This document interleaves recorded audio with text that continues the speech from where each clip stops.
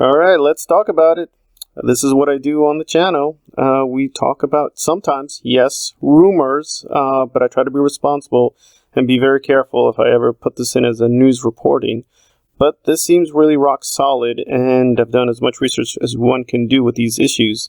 So it's been not officially, let me be very clear, it's not an official announcement, but Rosario Dawson is set to be Ahsoka Tano in Season 2 of The Mandalorian.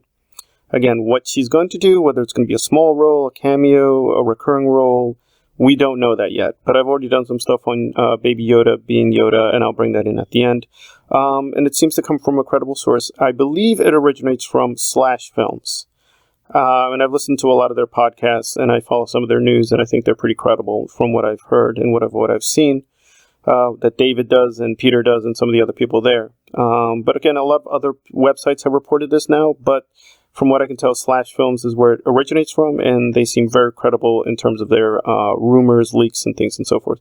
So again, we have to treat this with care, but it does seem like it might probably happen. And I'll just give the history and my own opinion, because honestly, I'll give my cards right away. I don't care about Ahsoka. I just don't. I don't like her. I really don't get into the character. I'm only studying her for research purposes, so I'm completely indifferent to this news. I don't care, good or bad. I'm just reporting people's reactions and what to make of it in terms of the larger Star Wars universe.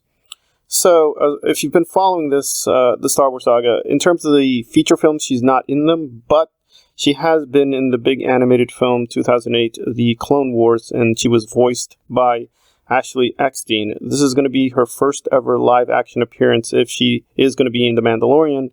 And Ashley also did a voice sample of Ahsoka in Rise of Skywalker. And Rosario has lobbied for the role. In 2017, she sent out a tweet saying she would like to be considered for Ahsoka. She's gotten a lot of support for this. And at least from what I can tell, most reactions across the board are fairly positive. So Jeremy at Geeks and Gamers really likes this idea. Again, we have to be careful it's not official, but if he says if they are going to do it, he would support it. However, he's very hesitant due to what Disney has been doing lately. I've tried to look at other people like Rob Burnett. He does a lot of sci-fi and fantasy, and people seem very pumped for the idea as well. I have gone to other websites, though, and some people are like, well, it may be a good idea, but I don't want Rosario. I don't want Ahsoka to be in a live-action thing, or I don't think she's the right person. But there's also pretty across the board, I have to report that there's a lot of hatred of Brie Larson, and there seems to be more a reaction, not so much that Rosario is a good choice, as much as long as they don't cast Brie Larson in the role, that's what they prefer. So support for Brie being Ahsoka is probably the smallest. But a lot of people do want Ashley to do it and would rather have her do it instead of Rosario. But analytically, there are reasons why Rosario is much prefer her. We would prefer her. For one thing, she's a much bigger star. She's not an A-list box office draw by any means. She's done a lot of independent films, a lot of big budget films, and she has name recognition. But Rosario has always been sort of in the middle between, a huge top 10 actress and sort of below that. I think she's a good actress. I don't have any issue with her acting skills. I think she's a very good actress. And she's definitely done a lot of athletic roles and action roles, which fits the character. But yeah, I don't think necessarily this is the best choice. I'm sure we could come up with better ideas. But for what they want, I guess in terms of The Mandalorian, she seems to fit the bill perfectly. I guess she would be reasonable in terms of her fee and in terms of what she could do in terms of as an actress. As for Ashley, physically she's much smaller. She's only 5'2". She could play Ahsoka if she trains hard enough. She's a little old, but she could do it. But I think it's an issue of what they want to do with the identity of the show. And also, honestly, that even though Mando is very popular, Disney films and Lucasfilms at the moment is not popular, and they just want to, I think, have a slam dunk. And this feels like a slam dunk to them, so it makes sense. Now, the question then becomes like, well, if it's such a positive news, why wouldn't they want this to be made official? And I just would remind people that Ewan McGregor for years, completely lied to everyone's faces about being Kenobi and about him being back in the Star Wars universe. He only did a little voice sample in Force Awakens, and that was it. He said, well, that's it. They just had me in for a little cameo. That's all. They don't have any future plans. I can't comment on that. But for what I know, yeah, I'm not Kenobi. And of course, we learned later, official announcement, he was Kenobi, and then the Kenobi series was canceled. So I think the issue with Lucasfilm is that they do a lot of official announcements. This person's going to direct something, this person's going to produce something, this film is going to happen, and then they have to pull it back. So in terms of why they're not doing it official, I think we know why, that they've been burned a couple times because either circumstances or internal politics, they've had to go back on a lot of things, so their official announcements don't have the power that they used to have. So I think that's why people will be, even if they did officially announcement, I think people would just be shrugging their shoulders and be wary. So I think, ironically, it's more credible to have a film website do the news instead of them.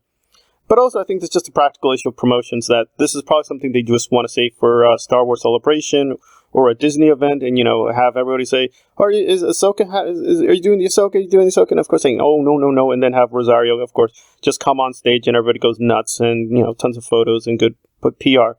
So it's a very common move for a movie production company to say, no comment, or we can't, we're not officially going to confirm that. And then, of course, months later, yep, it's official news, it's going to happen.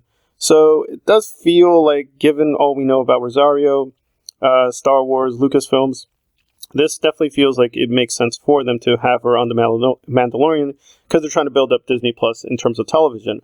But does this make sense for the Mandalorian and just Star Wars mythology? I don't know. I don't follow Mando. I only know it from reviews and, following plot synopses. I haven't yet been tempted to actually watch the Mando full-blown and analyze it. I've heard nothing but good things from it, by the way. I've heard it's either been okay or very good. Nobody says it's bad. Very few people say it's terrible, but the consensus is, yeah, it's pretty good, but not the most excellent thing.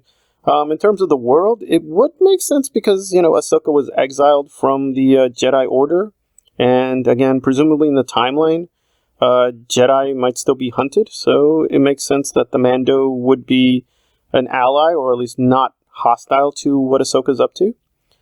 In terms of how this ties into Baby Yoda, that gets weird because Yoda does know Ahsoka, and I've revealed that they're going to make Baby Yoda allegedly in season 2 as well. So you wonder, how's that going to happen?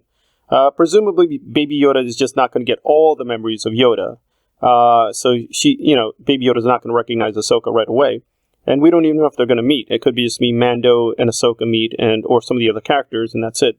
They never really come into contact with one another. So there could be potential plot problems, and as people know, notoriously, David Filoni has sometimes not been completely consistent with canon. I'm not going to comment on that. That's a big question. Who is consistent, who is not in Star Wars as a writer, director, or creator? It's all over the place. Obviously, some people are much better at it. I would consider Filoni kind of in the middle. He does obviously sometimes bend the canon, but other people think he's been violating it way too much. But again, just my own final thoughts. I don't care. I really don't think it's going to hurt the Mando. I don't think it's going to improve Mando. It obviously would be very much a thing for Ahsoka's fans, and from what I've gathered, most of them are very positive about this. They might have different ideas for the actress, but the idea of finally having her live action in the Star Wars universe is something they get excited about. But I'm among the minority who really don't care about Ahsoka or are hostile to her.